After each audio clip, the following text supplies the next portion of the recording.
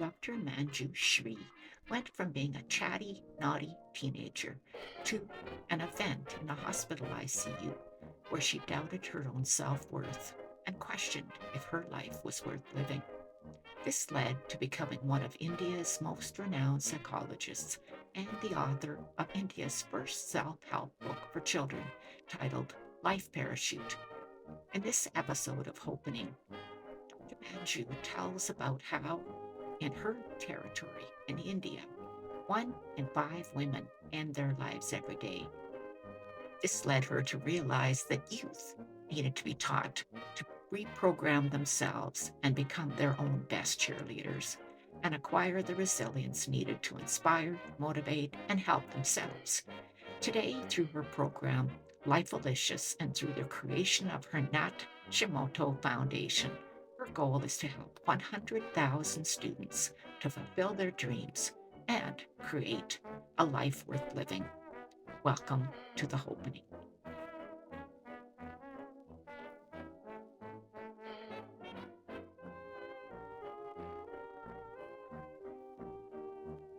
Hello, everyone, and welcome to the Hopenning. This is the place where hope is happening. I am so thrilled to get together today with my friend, Dr. Manjoo Shree. She is coming to me from India, so it's a pleasure. And I've been waiting so long to talk to you, Dr. Manjoo. Hi, Fran. It's absolute my delight to be in here. I should tell you, I love the name Hopenning. It just brings in a lot of positivity already. And to be on a show like this, talking to you, to someone who is actually uplifting a lot many lives, being the medium, I feel humbled and privileged to be here. Thank you very much for calling me. Oh, thank you so much, too. And we have a friend in common, Karen Salmansohn, who is also an author. And knowing Karen the way I do, she's just a sweet, humble, very down to earth. And she's done so much for the world and for women, and especially older women who have gone through life and life stories. It's great to know that you're a friend of hers as well. Yes, I think Karen has been one of my lifetime mentors. Uh, Why I'm saying mentor is I've grown up reading her books. I never really envisioned me to be a psychologist, but an interior designer. That was my actual intentional passion. But when I was reading through Karen's books, it just showed me that life could be fun. Wear your high heels and still talk about life in deep wisdom. That's a version what I could uh, get only with Karen's books. So most of my theories, theoretically, that is like 486 theories, what I did in my double doctorate included a lot many books and wisdom what I gathered from Karen's podcasts and her video interviews. I have read every single book of hers like a Bible.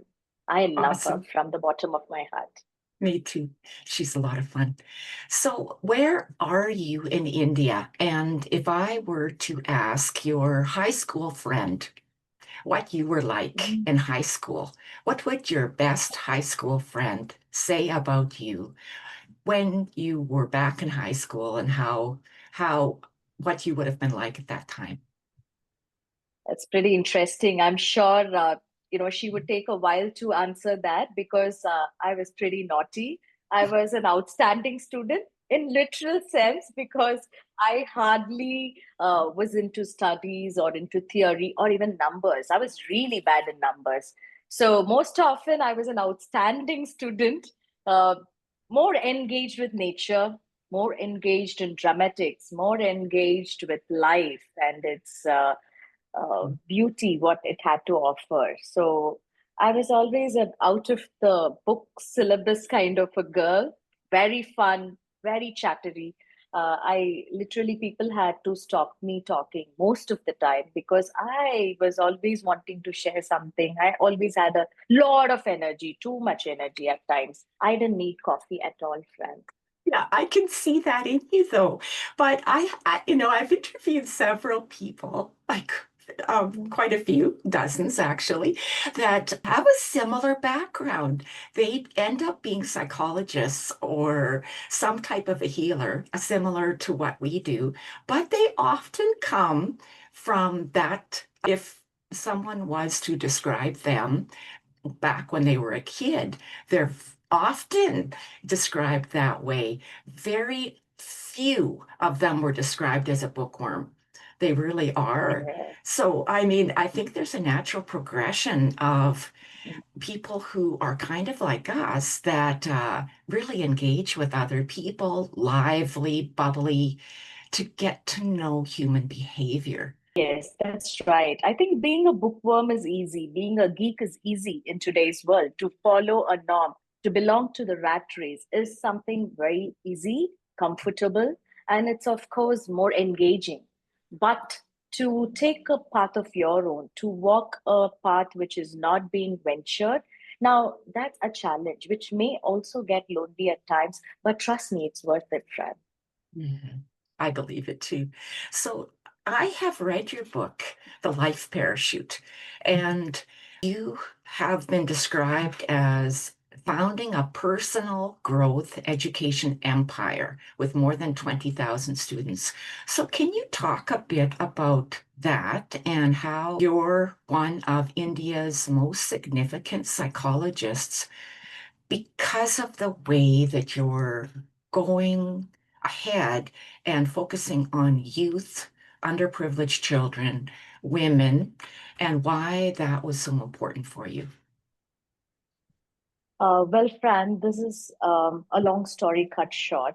I did not start from the place where I am today as a confident and independent person. I was not always like this. There was a time in my life back down at 2013 when our family faced a deep personal tragedy. Though it was a tragedy for the family, it became deeply personal to me because I was closely involved in the whole forum. Though I was educated, I had a family to back me up with. I had friends around me, and I had psychology as my background. I was not able to face the situation with the confidence that it needed. It led me to a point where I was losing hope, and I actually did not have anything to look forward to in life. And I just wanted to stop this pain, what was happening within me, by not taking life forward, or you could call it a suicide.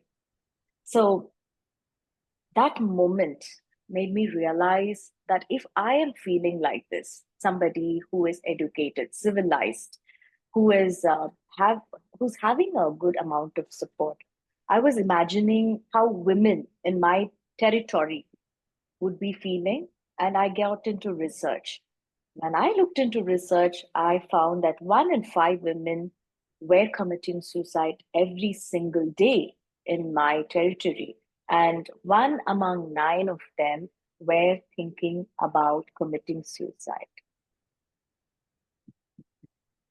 Now, this research result baffled me, shocked me as a person, and I believed the trauma what I was going through could be a breakthrough for many more people just by sharing it. It was as simple as just sharing what you're going through so the other person feels safe in your space, knowing that it's okay to feel hopeless. It is okay to at times be in the dark and try finding your own light.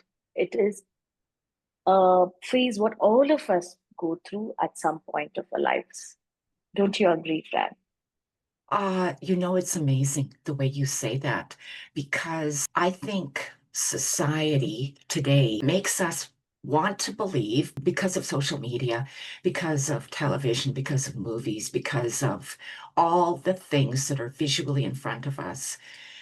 We see that the perfect life is the happy life, that everybody's smiling. You've got perfect children, a perfect marriage, the perfect education, the perfect, everything is perfect.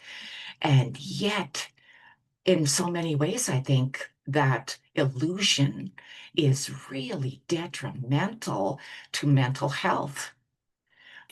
I agree with you. And I think the more that women become aware that there are the statistics that you just said, 1 in 5 women commit suicide. So those are the ones that follow through with it. Yeah, that's exactly where my story started.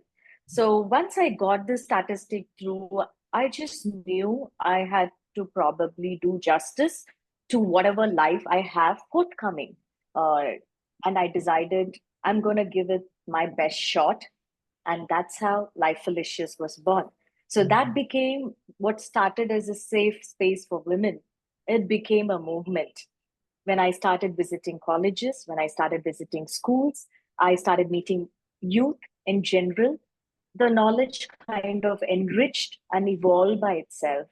Soon it became a revolution down in South India where mental health statistics are not in an impressive rate. And there is a lot of depression in the city or in the state across the nation. I believed I'd have to do my part of taking responsibility to make mental health a general knowledge for women and the youth out here. Tell us about Lifeolicious. What is Lifeolicious? That's a great name too. Like I just love that name. It sounds so nice on the tongue. Yeah, thank you, Fran. That's the exact idea. I'm a dessert person. I love to finish each meal with a dessert, which is delicious.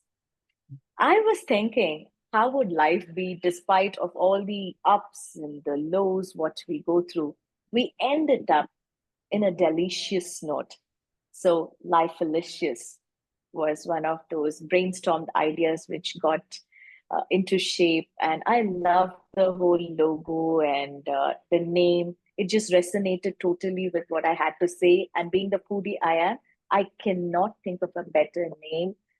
Resounding life and delicious. So life is indeed Lifeolicious. What is Lifeolicious about? Lifeolicious is a positive platform. I inspire people to help themselves. Most often, people ask me, so do you go save people? I really wish I could save people, but I do not have any superpower. All I do is I inspire people to inspire themselves, to motivate themselves, to help themselves. Because by the end, it is you who is doing the work. I just help you help yourself. That's exactly what Lifeolicious does. And the way you say it, you have to do the work. And it is work. It's emotional work. And I think we're taught to work hard physically and to put hours into our career, whatever our career might be, or hours into motherhood or fatherhood for the dads that are watching this show. But we're not really taught how to do the emotional work. I had a client just this weekend. I'm a hypnotherapist too. And when she said that when she would go to her parents and tell her parents that she was feeling anxious, they would just tell her not to think about it. Yeah.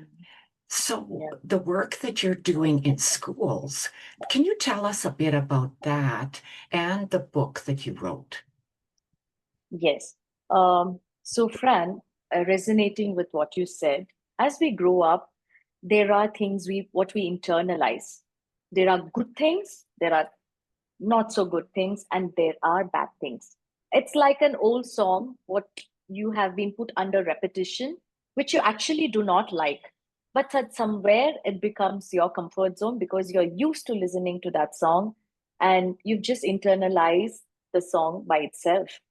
So most of our feedback, what we get in our life through our childhood, teens, especially with our peer and loved ones. This includes our first love, first crush, adolescence, your marriage, your dates.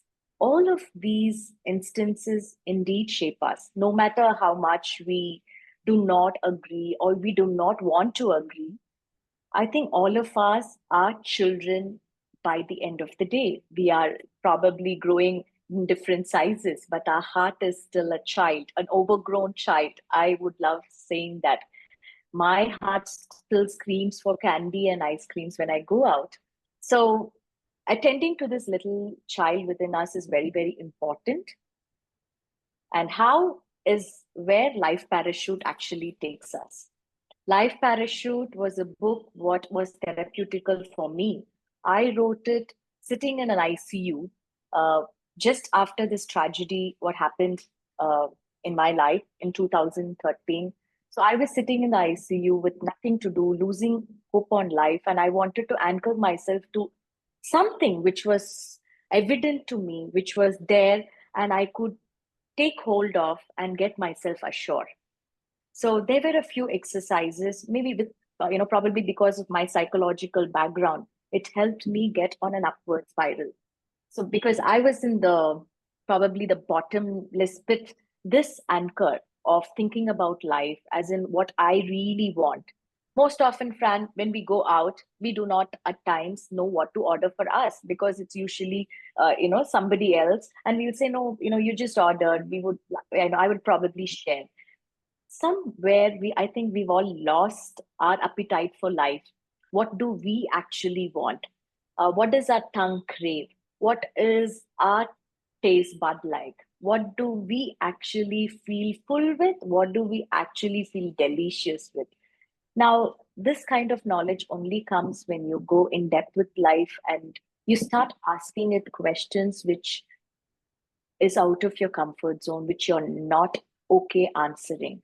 That's where the whole process of opening up to life happens. So you just stand there, you say hello to life. I know you will not like it. In fact, I keep telling my clients when you start doing the book, you may hate me. You may want to put the your food down, the book down. You may just never want to see me again. I would say that's a great progress because that means you're getting in touch with the version which you have never got in touch before. So to me, that is great progress, and you're doing the right thing in the right way. So, Life Parachute, when you're completely done, will be your guide for life. It will help you through every moment of your life. You will exactly know what kind of person you are, what suits you, what doesn't suit you, just like dieting. You will know what actually puts on weight, what doesn't really make a difference, and what enriches your body. So, I believe Life Parachute is going to be like your detox for your mind, just as mindful eating is for your body. I love that because I have read your book and I have not done the exercises in it, but I can see how it would be super helpful for students. I taught for decades in my career, and I now teach university students who are becoming teachers, and I can see how this book can be used anywhere in the English speaking world. The questions are very genetic to anyone. I think you've rated that book for ages eight to adult. Yes, and above. That's Right. correct. Fran, So, I'm amazed that you are a teacher. mm, I think that believes that, I think that belief by itself shows me that you're a person of light. And probably that's why you could see the in depth meaning of the book. Uh, the whole idea of me, keeping it catered for an 8-year-old and above was most of our life, we are just unconditioning. Yes. After we become adults, we try unlearning a few things, what we should not have bought in. So I was wondering, what if we actually start all of this from the time we are a child, just like we brush our teeth, we brush our minds every single day. We do not need to unlearn, but we are going to be enriching our knowledge every single time. So that's the reason I started this movement with Life Parachute and the youth, starting it right from the start rather than waiting until the end and repairing it. I believe manufacturing a great product is so much more easier, so much more better, and more powerful than waiting for the finished product and then going into the repair and the tinkering work. Well, why isn't, do you think, that your book, Life Parachute, is the first self-help book for children in India? Yes, I mean, the population of India is huge, but what it is is. it about the way that we are raising children? And is it because India had the British system, same as Canada? We have the British system as well. I don't know. But what do you Mm. think, Dr. Manjoo? Why do we raise children in such a way that it's so lockstep?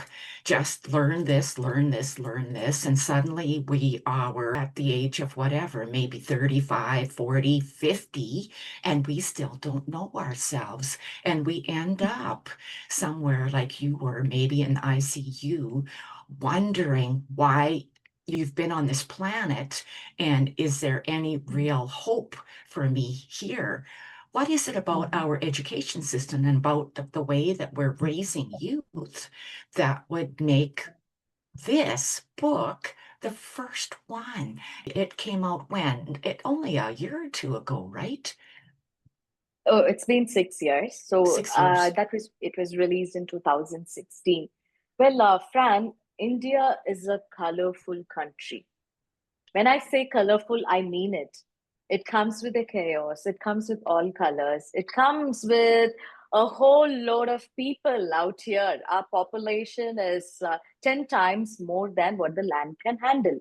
And our diversity in language is more than anywhere else in the world. So that explains our whole system of evolving together. So we learn from different cultures. When we go to school, all of us, all of us as Indians, we speak a minimal of 2 to 3 languages in general.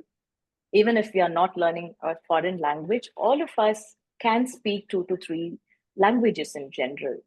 So when I say languages, it is not just languages. It means culture, it means tradition, and it means the whole diversity of it. However, I feel despite all of this, people still aren't talking about what is essential, like mental health. And like how we have evolved, I'm sure right from our ancestors, there has been a need of mental health. Everybody is being taking care of themselves. Like I remember even in Africa or Zambia, people sit together. There is a whole system of community. End of the day, even I remember, I'm sure my ancestral grandfather or grandmother, to my knowledge, they would have sat down together as a family. There was a system of joint family. We would sit down for dinners by the end of the day together. We talk stories. We talk about our dreams. We talk about what happened during our day, what worked, what did not. And that itself is therapeutic. You do not really need a therapist because you have therapists inbuilt in your home. But somewhere down the lane, this family system has kind of evolved and it's become more narrower. So the family of 12 became a family of six. A family of six became a family of three. And now we are running in a system where, there are couples or there are even singles who prefer not to be married or who prefer not to have children. So eventually, we are all ending up in a place of aloneness, which makes it even more important for us to open ourselves to someone who is going to be there non judgmentally to start with and to give us the right advice at the right time. Hmm. That is, I never thought of it that way. I really didn't. And that is so true. Like, I don't know about your family, but I came from a family of 12 children. So Mhm. there was always someone to talk to. Always. Yes, There yes, was always some type of a conflict going on, and we had to yes. learn how to resolve the conflict ourselves.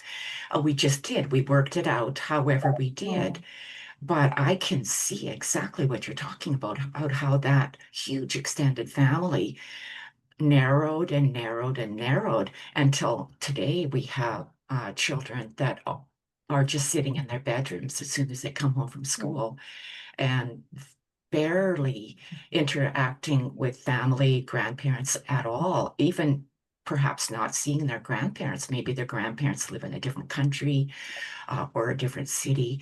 So, yeah, there's a lot to that about, and even just the amount of adults that children had helping to raise them Yeah.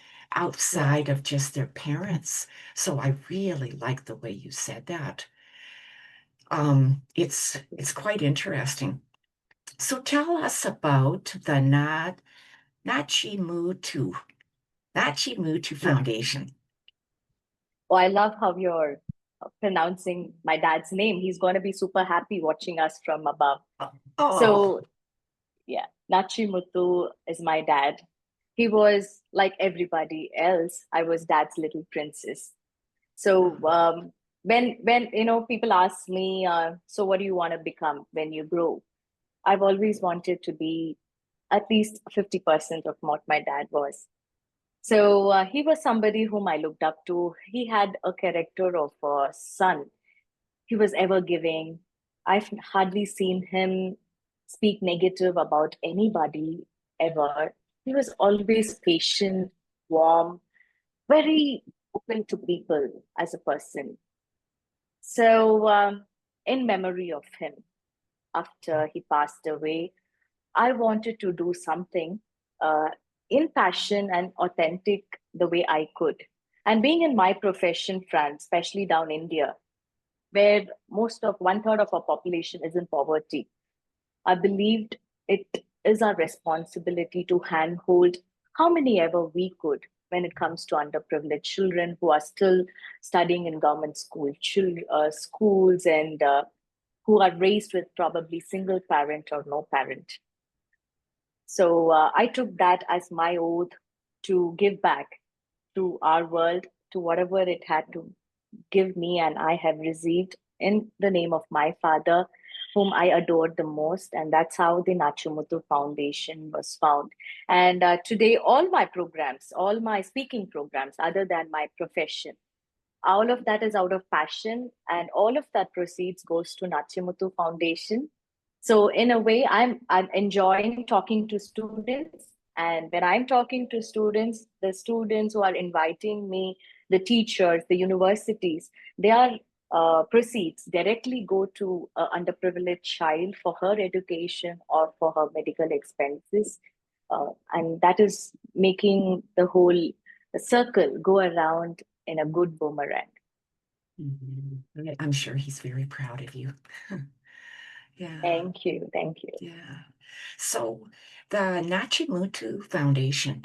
So what you say is happening is that any of the money that you make when you're speaking or when you're giving Yeah. talks in schools, any of that, it goes to help underprivileged children or girls, and you help them to go through their education. Is that what it does? Yes, that's correct. That's exactly what it does. So there are a lot of students who approach me when I go to schools and colleges. When they hear about the foundation, they apply and they, submit their proofs of their family system and why it is challenging for them to go through the particular educational system, what they are going through, and what amount it takes. So we inquire with the college. We talk to the college authorities to just ensure that it is uh, the rightful approach of going through it. And once all of that proofing is done, we identify the student and we fund them to help them through their studies, which I believe will be probably not a beginning for just their life, but for the future to come by. Because one graduate or one postgraduate can actually be a trailblazer for generations to come by, which I myself am an example to, Fran. I come from a family where the same father whom I had quoted as the sunlight before, the family girls, whoever have finished 18, when they complete the age of 18, we are off, they're getting married.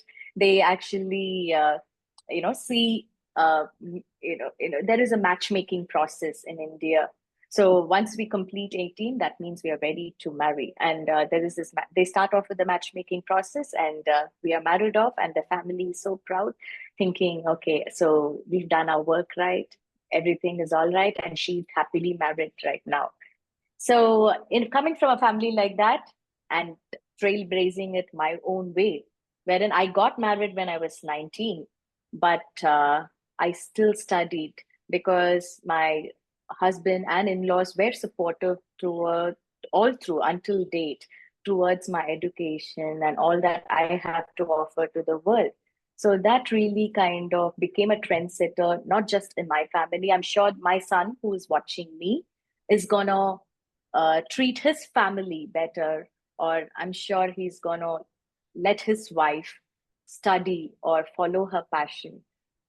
So I believe we are all trendsetters in our own way. I'm sure you would have a story where you're trendsetting a pattern which was long dying in your family, and you've become the lighthouse, and nobody can take that away from you. Mhm. I like how you said that. And that is so true because I think part of generational healing is getting out of whatever cycle it is. And it could be a poverty cycle that education does Yes. break the poverty cycle.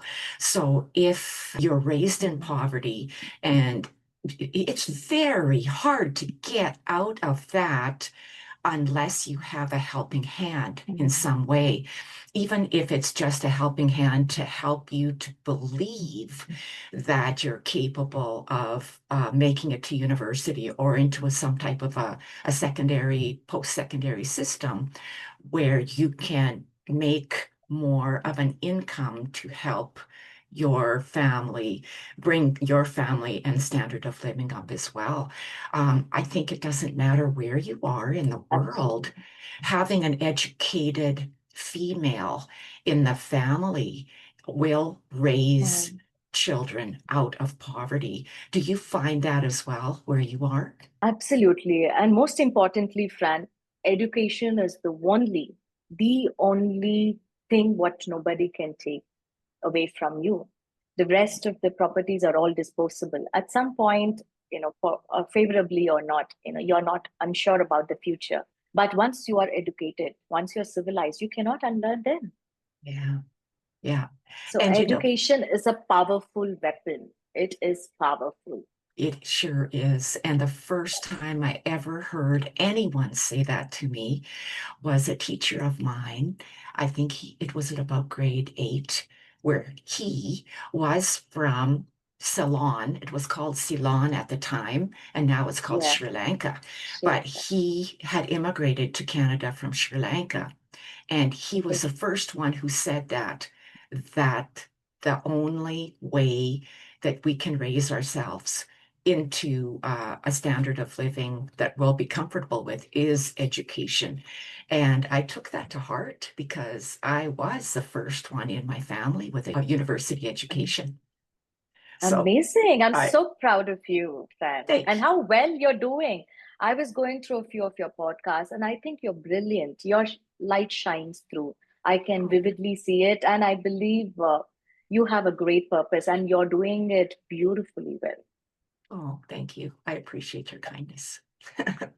I think there is one more important pointer what I would like to share at this time, because it's just perfect. There are two kind of educations what I believe we all need. One is to how to make a living. That is with Mhm. your university study and your work and your apprenticeship and all of that. The second most important thing is how to make a life. Mhm. Yeah. I believe most of us are having a double doctorate and or postgraduates, and we know how to make a living. But how to make a life, and all of us light healers, we come into light because how to make a life and how to be happy is something what has never been taught to us, but it's so important to have a life and make a life which you would be proud of, not because the world will applaud you, but you will be applauding yourself. And to have that smile on your face until the end of your life is something which you will cherish for, and you deserve every bit of it. So, okay, if I were to ask you to tell me, so I'm an educated person. I've raised my children. They've both gone on and they've both got university educations. So I feel like I've made a living. And yet, if I were to be truly just having a hard time getting out of bed in the morning, just not finding life enjoyable, just being maybe one of those 1 in 5 women who really Mm, decides that life is not worth living anymore. What advice would you mm. give me to help me maybe get back to where I need to be, where I feel like life is worth living again? Yes. So, my first question to you would be, would you ever get on a public transport not knowing where you want to go? Have you ever done that in your life? Mhm. Right. No, right? We always know where we want to go, and that's how we get on the train or the bus, knowing the destination in mind. I want you to choose your destination. I want you to know where you want to end your journey with.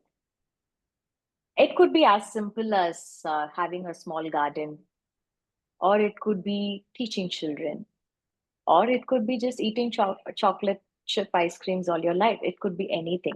But what is your destination? What do you want to end up as? It's different things to different people. So you should always have a destination in mind, have a goal.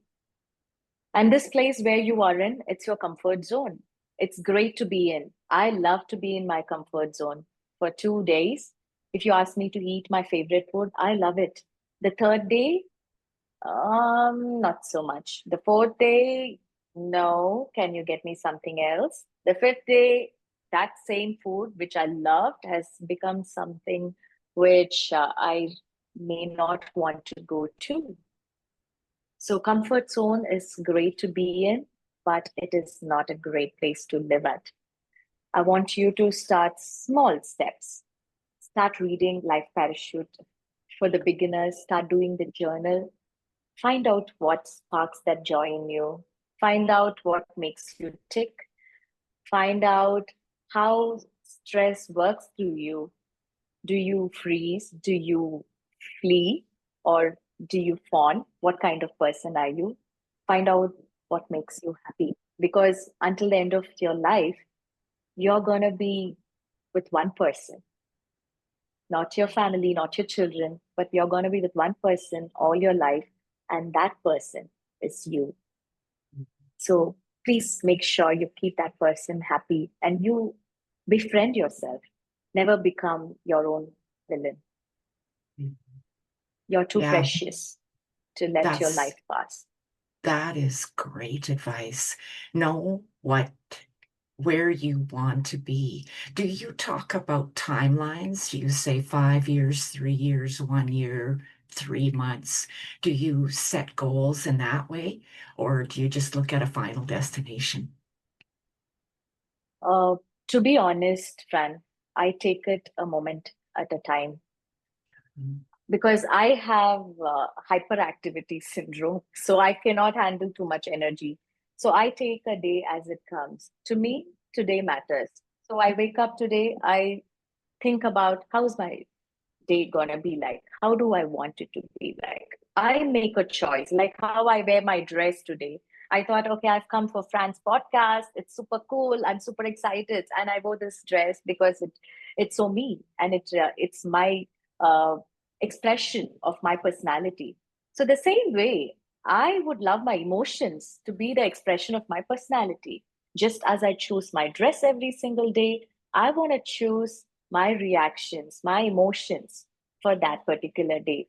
Now, does that mean I'm happy all the time? I'm going to be smiling all the time? No, no, no, not at all. You should ask my son, for the realistic fact. There are days where I'm not feeling so good, and there are days when I don't get out of the bed sheet at all. I don't want to get out of the bed, and that's okay. So if that day is gonna be like that, I chose to be that person hibernating.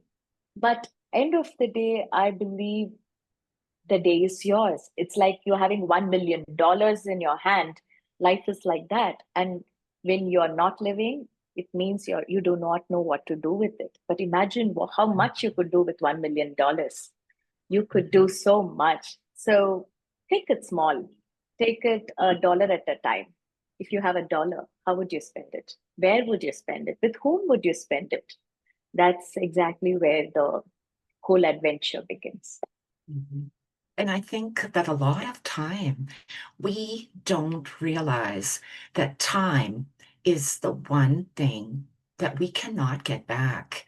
We can spend a lot of money and we can always make that money over again, but we can never get time back. So, one thing that I try to make sure that I do in my life is to make things that I do worthwhile, worth the time that you put into it, because time is a commodity that's invaluable, priceless. Absolutely, Fran. I loved how you brought that important pointer up. The problem is we all think we have time. We all think we can do it tomorrow, we can do it day after, we can probably take care of our health after the children grow up, we can attend to our own happiness after our husband retires or after we retire. But are you guaranteed that you're going to make it until then? No, never. No. Or can I guarantee Fran she will make it today? Or can Fran guarantee me that I will make it today? All that I know is I am on conversation with Fran today. So I have this minute, I am living, I am a ticking bomb, a time bomb, and I'm ticking today. I want to give it my best shot, not 20%, not 50%. But when I'm with Fran, I want to give this my 100% to make sure that I have lived life to my optimum self. So Yeah. that's so very important. Even the small bottle of medicine, what we take, has an expiry date. So I'm Mhm. sure we all have our own dates. So do not wait for a date to arrive for you to rethink life. Just live life every single day. It's so Mhm. important. Thank you for bringing that pointer up. It's so important. Yes. Mhm. Great. So tell us about, you were awarded a double doctorate in psychology. You received the Bharat Ratan Saman Gaurav Award. Can you tell us a bit about those awards? You received them in 2023 from the government of India. That's correct. I think over a period of time, after I started working with Life Parachute and the Natchimuthu Foundation, there is a department of Ministry of Finance and Human Resource Department in the government of India who recognize people who have done exemplary work in terms of education and service. And that's how my services got into light with the government. And I was very humbled to receive the double doctorate in psychology and mental health for my services rendered over 2 decades. And not only that, the government also recognized my work with a Starter Award. It's called the Bharat Ratan Samman Gaurav Award and also the Padma Bhushan Samman Gaurav Award shortly later to encourage all of these awards. Definitely, Fran, we are all children by the end of the day, isn't it? It gives us a shot of encouragement. It just reminds us that we are on the right path, doing the right thing, because not every day we have cheerleaders. In fact, there are days when we may be our only cheerleader and we will have to pull us through that particular situation we are in. So these awards serve as a small reminder that we are on the right path, though it may be hard and difficult at times. It is worth running, walking, or just taking that one step forward, which may not be the most comfortable thing, but it is worth it. Well, you have been highly awarded, and I mean, to get these awards is no small thing. Like you said, it's humbling to receive these awards. But what does a person do when they don't have a cheerleader, when they don't Mm. receive the award, like they don't get the recognition? What advice do you give them to not throw in the towel, to not give up when Mm. it's getting hard? Because working in the field of mental health is not easy. And Yeah, personally, for the person who's helping others, I put my heart into it for them. definitely. And sometimes we don't get that from society or whoever else. We're not getting the caregiving that we need. So, what advice would you give me if I was starting to feel burnt out? Um, Fran, I didn't start off like this. Now, coming back to it, I belong to a two-tier city in the country of India. So I belong to South India, and the Salem, the place where I belong to, it just got into an urban city. So it was, in fact, in the rural taluk for a lot many years. So for a girl like me to come out in the open, firstly itself was a challenge. In fact, it comes down to things as simple as even wearing a sleeveless shirt. That I was probably one among the few who wore a sleeveless shirt in my community. So, what it takes, Fran, is to just give yourself that leap of faith to put yourself out in the world. Most often, we belittle ourselves, we self doubt. It either ourselves or the society self doubts us. That's the job of the society. That's the job what a few people sadly do. But you will have to live your life and live it to the optimum self, what you are born with. And for that, you'll have to take that leap of faith. You'll have to put yourself out and be there. Most often, my opportunities came from attending summits, international summits, being a participant. I started going out there as a participant. Then, that got me ventured and noticed, wherein I made it to the panelists next. And when they start liking what I say as a panelist, I start getting opportunities to be a speaker. So it is not a first shot. What we see is just the tip of an iceberg. Mhm. But the rest of the iceberg is all submerged, and that's sheer hard work, consistency, and you will have to just keep putting yourself out there uh, for whatever it takes. It is a risk, definitely, because I've self doubted myself so many a times whether I would make a fool of myself. In fact, to give you a realistic image of it, I was at NAS Summit the last year when he was in Mumbai with NAS Daily. He's one of the most influential uh, social media strategists in the world. And I was there as a panelist where in a roast session. Yes, I got roasted. All my friends were absolutely shocked and they were like, are you sure you want to do this? Because it's going to be absolutely exhilarating. But I just put myself out there. I was thinking, okay, what is the worst that can happen? It could, what is the worst that could happen is make a fool of myself. And to me, that was okay. So what?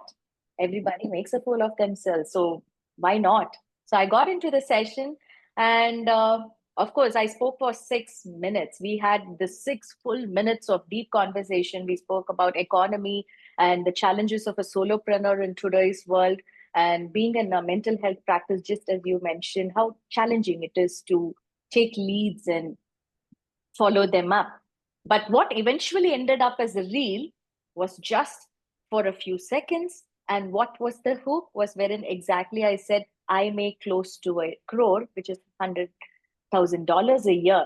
And that became the hook. And, that got me absolutely out in the open.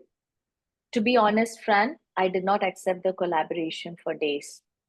Yes, I did not accept the collaboration with the most influential person in the planet, not out of arrogance, but out of fear. Yeah. Fear of being misunderstood, fear of being judged, and fear of being liked for a person whom I was not. Because, I have a lifetime of 43 years. I'm 44 right now. And what you are seeing on the reel is just a few seconds and that one sentence. And people were commenting on my short skirt. Yeah, that, they were calling me boss lady, which was great. I like that bit. But eventually, you are much more than that, isn't it? So all of these things definitely makes you popular. It puts you out in the open, but also you would need a thick skin, an absolute thick skin to take it all over, because end of the day, you are also risking a lot, many people to look at you, to judge you, and that only makes it, you have to be really uh, assured about the person you are and not let anything affect you, which can be difficult at times, to be honest, but you will have to let your grit through, because that moment is not going to define you. That reel is not going to define you. That same reel got me a lot, many opportunities out in the world, who were approaching me thinking, okay, oh, this girl is from Salem. And they couldn't believe that a girl from South India, I was the only women panelist there. So she's made it all the way. So it brings in all kinds of uh, leads. You will have to be uh, vigilant enough to see what brings you to the right pathway, to what you actually want, and what journeys you want to be a part of, and what is not your thing. Right. Well, congratulations. That's quite Thank something. you. Congratulations. It was. Yeah. So we are getting close to the end of the show. Is there anything else that you would like to tell our viewers?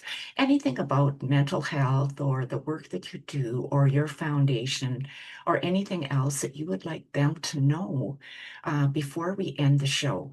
I always like to leave on a message of hope from our guest. If you've got a message of hope or any other type of advice or um, any more comments that you would like to make that we haven't touched on today? Thank you so much for this time, Fran. I absolutely loved being with you. I can see a lot of deep work what you have been doing. I am very respectful of what you're doing, and I absolutely feel very excited and very humbled to be here. Thank you for this time. I want to thank all the viewers for hearing me. I hope this made you think a little bit more about yourself or your life. The last sentence, what I would probably want you to give away with you is, even if you do not remember what I said, what my name is, it doesn't really matter. But I want you to remember this. Remember, you are very, very special. Those eyes, what you have, the hair, the eyebrows, what you have right now, the hair, the way how you're looking at me, how you're blushing right now. This is only you in this world. There is only you. It's not just your DNA or your fingerprints, but every little thing about you, it is one in a billion. And you can never be another person ever. So you are special for a reason. And when the whole world shuts down and the whole society shuts you down, there may be moments or where even our family shuts us down. Remember, all you have to do is take your right hand, keep it to your left. Do you hear that heart beating? Now, that's the person who's cheering for you. So never let that person down. You are special. You are beautiful. You are enough. Do not let anything or anyone tell you otherwise. And most importantly, everyone, love yourself. If you do not love yourself, nobody else can love you in this world. This is a universal fact. And if you do not respect yourself, Nobody, nobody can respect you in this world. So remember, you're special, love yourself, and respect yourself. I'm Dr. Manjoo Shree, and I'm delighted to be on this show along with Fran to meet you, talk to you. And thank you for giving me the space to share what I know and what I've gone through. Thank you so much. Thank you so much for being here too. It's been such a pleasure and honor for me, Dr. Manjoo. How can we get a hold of you? I'm sure some of our viewers might want to contact you personally if they've got questions, or maybe they'd like to donate to the foundation in some way, or get a hold of you to find out where to buy your book. So how can we contact you? You could connect me directly on my website, which is www.lifeolicious.com. When I say Lifeolicious, it's life and delicious. So Lifeolicious. And there's always social media. There is LinkedIn, there is Instagram and Facebook. I would love to connect with you and talk more about what we have spoken. I hope to meet Frank at some point in my life, or at least meet virtually more often. I'm absolutely delighted, and I would love to stay connected to your family and the family of goodness of what you are doing and serving the world. In deep respect to you, Fran. Thank you very much. Oh, namaste as well. Thank you too. And thank you everyone for being here. It's been a pleasure to have you all here with myself and Dr. Manjoo. And if you liked what you heard today, please subscribe. It'll help myself. It'll help Dr. Manjoo.